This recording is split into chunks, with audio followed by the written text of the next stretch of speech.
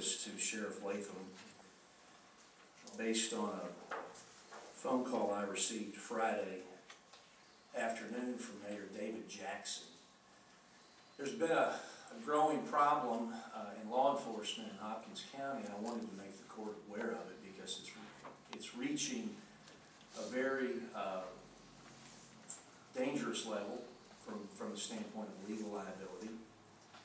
I received a phone call. Well, for the last several weeks, you've noticed several drug busts have taken place throughout Hopkins County, and Sheriff Latham has expressed his concern over that because that's taking place by the Madisonville Police Department.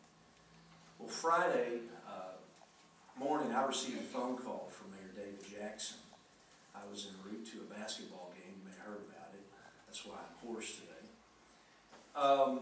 And Mayor Jackson said to me that he had just received a phone call from Judge Carroll stating that we might just have to get indictments against Madisonville police officers. Speaking of criminal indictments. Excuse me. So here's my notice that I've given. There was never any indication or any statement saying. Take one and pass it down. Excuse me. Can I just say something? There was never anything mentioned about the indictments on my part to anybody. Okay. Well, I thought that might be the case. If you'll take that letter, that is my notice to Sheriff Latham to cease and desist. All statements of any criminal indictment against a Madisonville police officer who has jurisdictional authority to make arrests countywide. And when they begin drug investigations, sometimes those drug dealers move around. So if they're outside the city limit, they can legally complete their investigation and make a successful arrest, which they've done numerous times. So any threat of a criminal indictment to any member of Madisonville Police Department is improper and has no legal basis. Now, this morning, in anticipation of what I would hear from Judge Carroll and Sheriff Latham, Chief Wade Williams, who had to be at a VA medical examination this morning in Evansville, prepared an email for me that is his recollection of a Friday morning telephone call. Now, my assistant, Brad Johnson, is here. He was present with me when we were traveling north. This is Chief Williams' recollection of that phone call, and I provided to the court. On Friday, March 28th, just before 8 a.m., I was present in Mayor Jackson's private office when a telephone call took place between Mayor Jackson and Judge Executive Donnie Carroll. I recognized his voice as we were on speakerphone. The intent of the call was to discuss MPD officers making an arrest from a location in Nortonville. During this conversation, I heard Judge Carroll say, "We may just have to indict someone for wasting taxpayer money." Leading up to this statement was the conversation concerning MPD making the bust in Nortonville, and the Sheriff's Office had already planned to work on the same target. From prior unconfirmed information, this is the same language used by Sheriff Latham as a threat of indictment against Lieutenant Mitchell on prior drug cases. In a meeting later that same day, Friday, starting at 2 p.m., Sheriff Latham said in his opening statement, "I remember a time when federal agents stepped into one of our investigations and they found their asses locked up. It was apparent to me that this same language was meant to continue the threat of arrest or indictment against any MPD officers for making drug arrests in the county. Judge Carroll made no threats of arrest or indictment during this meeting." Judge Carroll has no authority to even issue indictments. So when he says we may have to indict someone, certainly not my office, we not meaning me and you, because MPD is doing a great job. Now, what does it mean for the fiscal court? Well, for the fiscal court to have the Sheriff's Department threaten criminal indictments against other officers in this county raises serious legal liability, which prompts me, as my duty as county attorney, to now put CACO on notice of potential claims. So if they make good on this quest, then the taxpayers of Hopkins County will take the hit. So I've handed Sheriff Latham a letter to cease and desist. I've copied Judge Carroll. I've copied Commonwealth Attorney David Massimore. All all statements or threats of indictment against any Madisonville police officer will cease and desist. I will not tolerate intimidation from anybody while these folks are out doing good work. So that's my report today. I also have a copy of the notice of claim to Keiko. Hope it doesn't go anywhere. I hope y'all drop it. I hope you two will drop it, because it needs to be dropped. It's out of line and it's completely baseless without legal merit. Now, in response to that, I'd like to say something. There was never mention of indictment by me. The one thing I said was, it may be that something that the grand jury may have to look at to try to get these two organizations reconciled together. But the simple fact is, I don't feel the taxpayers were getting the money's worth by two separate organizations working on the same cases. I also said that I felt it was one of the things that was serious was is you're putting officers out there with no backup when nobody knows what they're working on.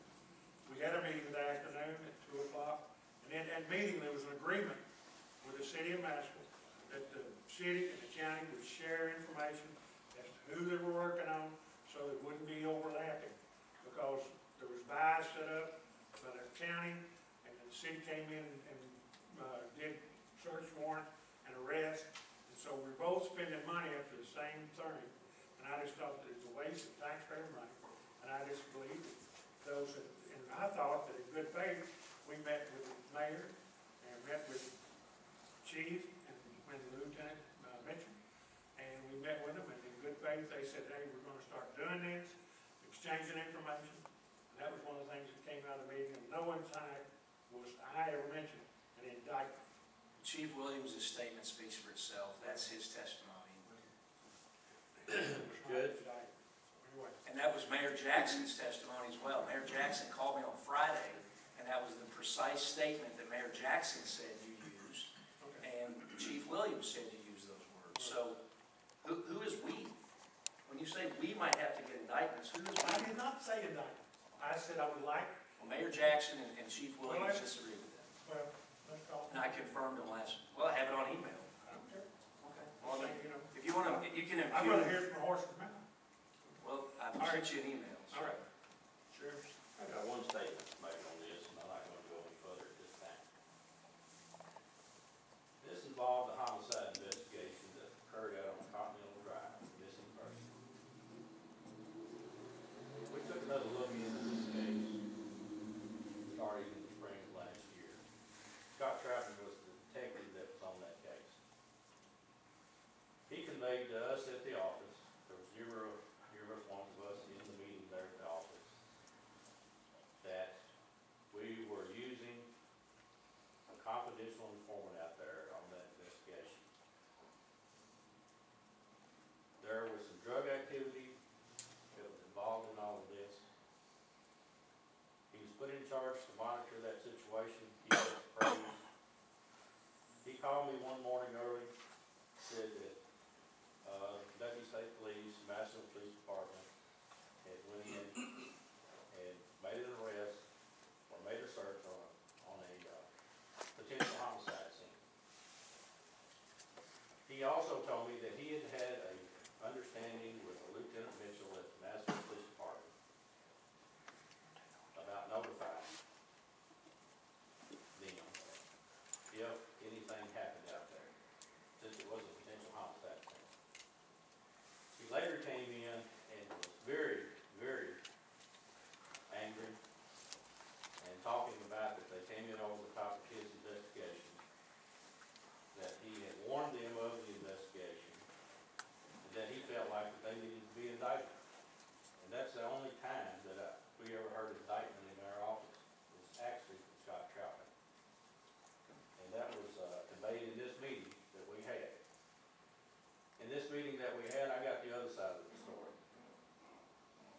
Lieutenant Mitchell said that he had called Detective Troutman during the evening of this search, and Detective Troutman basically told him, you don't need me there, more or less, you go ahead and do your search. So that's where all this is coming from. Starts with Scott Troutman.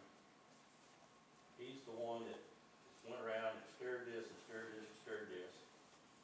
until Lieutenant Mitchell told us the background on the story in the meeting the other day with the mayor. I have a question, Sheriff. I mean, Troutman wasn't present. Were you present when Judge Carroll made the phone call to Mayor Jackson? No, sir. Okay. Troutman wasn't, he didn't start that phone conversation. I want to follow up on something Judge Carroll said a moment ago. Is it your idea that a grand jury should be convened to help these two organizations work together? No, I've never talked about convening a grand jury. Well, Judge Carroll just suggested that 5 minutes ago. Well, he can speak for himself on that. Okay. What I've just said is that this grand jury thing actually came from Scott Troutman. Well, it just came from Judge Carroll. So, well, Scott Troutman had talked to probably Judge Carroll. He's talked to everybody down there in my office Okay. about this incident. I feel like that he is the one that stirred it until it didn't come to his convenience, and now he's backtracking. He wasn't present in the meetings on Friday. No, he wasn't. Okay. That's all I have. And the politics begin. That's basically what it is. Anyway, Oh, criminal indictments are not political. You don't have the authority to threaten. but when you represent the court and you don't come to them and talk to them, It just happened on Friday. I just got this email today. yeah, but, you know, you could come. You to guys the are, court, you're you the one represent meeting, civilly. you're the one meeting, having meetings and making threats to people. No, we And the taxpayers will end up paying